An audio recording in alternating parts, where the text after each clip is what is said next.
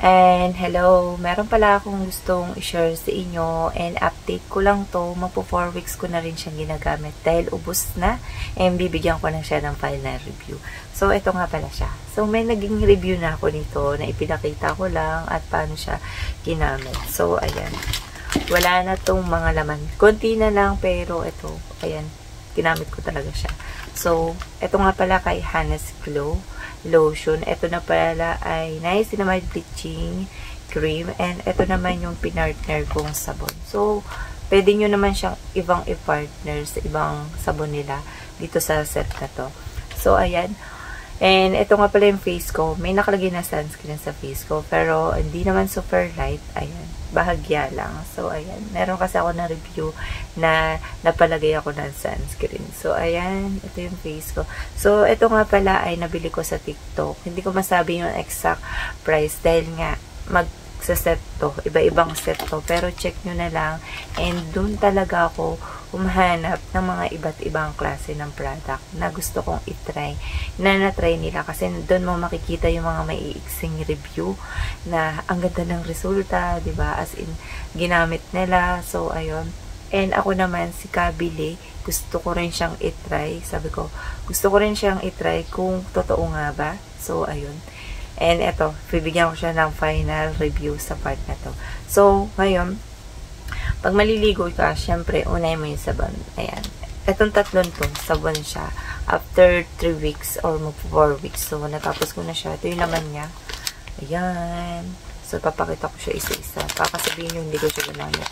So, ayan. Diba, parang yellow, dark. Kasi, ayan, yellow siya. So, ito yung isa. Ayan, medyo basa-basa pa. So, ayan. Hindi naman siya para magkapares dahil mas nauna ko to, mas natuyo siya. So, yung amoy nito ay hindi naman siya masakit sa ilong. Parang amoy, parang sunflower girl. Ayun. Hindi naman yung super amoy sunflower, pero ano siya, mabango siya. So, ito nga palang sabon na to ay tatlo is 80 grams bawat isa. So, kung gusto nyo ibang sabon na i-partner dito sa set na lotion tsaka bleaching. Meron din silang ibang klase ng mga sabon. And, ito nga pala isa sa mga napili ko na hindi ko pa na-try sa mga sabon yan. Marami na ako naging review ng Hannes Glow. Ito yung isa sa mga hindi masyado pansinin. Ngayon, okay siya. Marami nang gumagamit. As in, marami na. Dahil maganda siya. Tahimik siya, pero maganda yung atake ng product na to. So, ayun. Ito nga pala yung Hannes Glow Sunflower Niacinamide Soap and brightens, smooth and antioxidant. Ang nakalagay dyan. So, ayun. Ang ganda ng packaging niya. So, pang summer talaga. Pink and parang orange na yellow. So, ayan. Dito yung ingredients niya. So, yung ingredients niya hindi naman sobrang karamihan. Sakto lang din. So, mahapdi ba siya sa face? Ginagamit ko ba siya sa face? Yes. Nagamit ko siya sa face tuwing maliligo ko. Ayun. Hindi siya mahapdi. Pwede mo siyang ibabad sa katawan ng 2 to 3 minutes. Depende sa'yo. And sa face, bula lang. Kailangan lang bula lang. And seconds lang. Kung gusto mo ibabad, kung hindi naman mahapdi, okay lang. And ito naman ay hindi nagbabanat sa mukha. So, ito naman yung pangalawa na ginagamit ko. Ay, ito. Magbi-bleaching muna. So, mali yung pagkakano ko. So, ito yung dapat unahin. Tapos, sunod, syempre, magbababad ko muna. So, ito yung sabon nila. And, ito naman yung una kong ginagamit. Pwede mo siyang ibabad na mas matagal. Ito kasi 30 minutes na binababad. Pero, kung gusto mo, super active talaga. Parang namamarinade na yung katawan mo. And, mas effective yun. Dahil nga sa mga active ingredients niya, mas effective na mas matagal mo siyang binababad. So, halimbawa, umaga, tas hapon mo siya banlawan. Kasi ako ganun. Umaga ako naglalagay.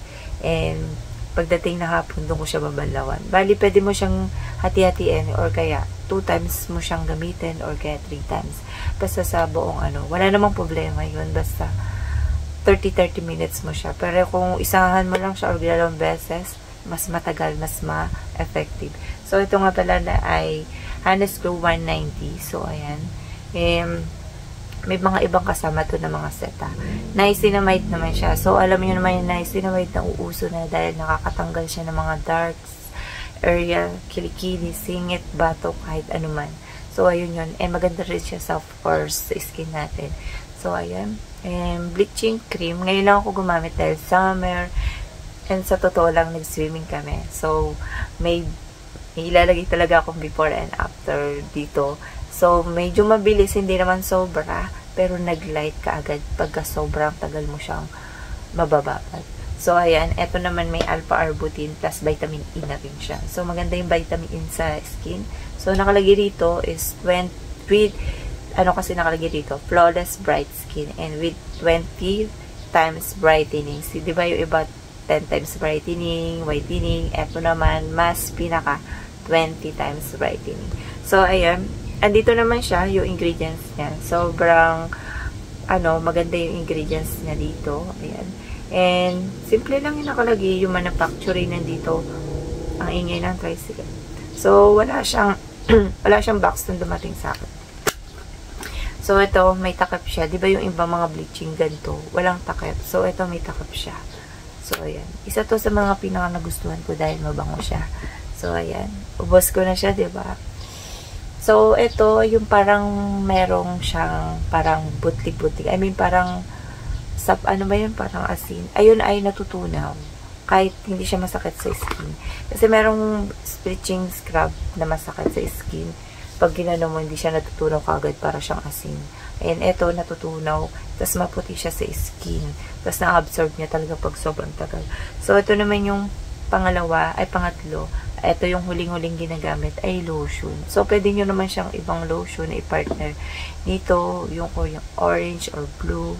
Ayan, depende na lang sa inyo kung anong gusto nyo i-partner sa lotion. So, ito isa sa mga nagamit ko dahil hindi ko pa siya natatry. Kaya, ito yung pinartner ko dito. So, ito naman ay Glass Skin Serum Lotion siya. So, nauso na yung mga serum lotion. And maganda siya. And, meron siya na isinamide glutathione, snail mucin. Ayan. 20 times brightening din siya with SPF 50. Tandaan nyo, pag gagamit kayo ng lotion, lalo pag mainit, hanapin nyo yung lotion na may SPF, na mas mataas pa sa SPF. Ito mataas na to, SPF 50 PA++++. So, yun na yung karamihan na ginagamit ngayon na yung mga SPF. Dahil yun yung mga importante sa skin. Kasi pag wala kang sunscreen sa katawan, sabihin natin, okay, nagkaroon ka ng sunscreen dito. Importante kasi may SPF para hindi ma-update kahit mainitan ka. Sabi mo umitim ka. So, depende na lang yun sa skin. So, ayan. Importante talaga yung may sunscreen sa katawan ka. Tsaka sa face. Kasi, try mo wala kang sunscreen. Sobrang hapte. Pero pag may sunscreen ka, hindi. As in, parang kahit sobrang init, wala ko naramdaman ng time na yan. So, na-try ko na rin kasi yun. So, ayan. Ubus na ubus ko to.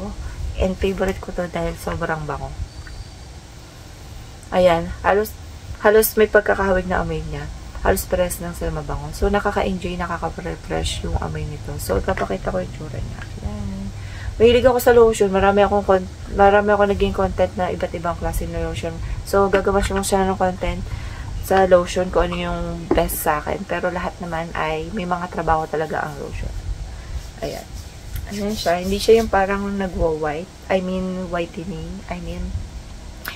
Instant whitening. Wala siyang ganun. So, ayan. Makikita nyo naman. Ayan. So, nag-swimming ako. So, ano nga ba yung naging final nito sa akin? So, sa mga vlog, sasabihin nila, ang dami, ang dami. Andun yung pinakahuli. Kasi explain mo na nila yung product. Kung ano yung nga ba to, syempre, ayun. Tapos yung pinaka-explain nito, yung pinaka-final, sa huling, review to, nasa huli yung pinaka-final niya. So, sasabihin ko na. So, pumuti naman ako, ayan, before and after, lalagay ko dyan. Sa face, ayan. Ito siya. Ginagamit ko sa face, pero seconds lang ko sa paggamit. Ayan, sa bato. So, hindi ako nangitim nangitim ako bahagya sa part ng ganito kasi naka-long sleeve naman ako. Diyan, makikita, just sa paa ko. Doon ko yung before and after sa paa ko yung pumuti ako. Pero, mas pumuti ako nung time na talaga. Ayan, makikita nyo naman. So, ayan. So, sasabihin niya, maputi na po kasi kayo. So, hindi naman ako lagi-lagi maputi. So, ayan. Hindi ako lagi-lagi maputi. Ayan, yung iba kasi nasasabi nila, maputi naman po kayo. Just, ayan. Wala akong iniinom na supplement ngayon, ha. Ayan.